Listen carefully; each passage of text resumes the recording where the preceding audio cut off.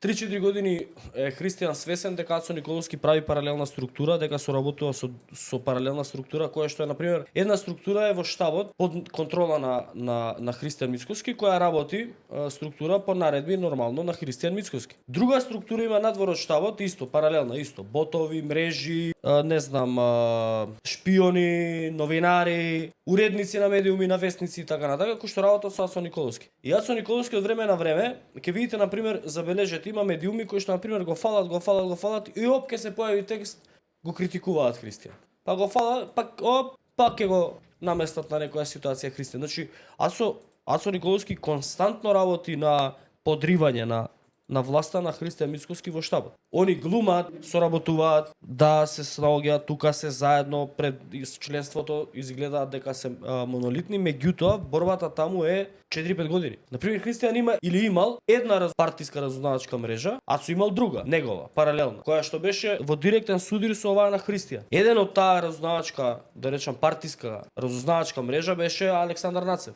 Имаше таму вработени агенција за разузнавање и така натака, кои што имаат и ботови на социјални мрежи кои што Ацо ги користеше за да на социјални мрежи прави негативно мислење за Христијан. И уште се користат тие. На ист начин. Така да, тоа е тоа.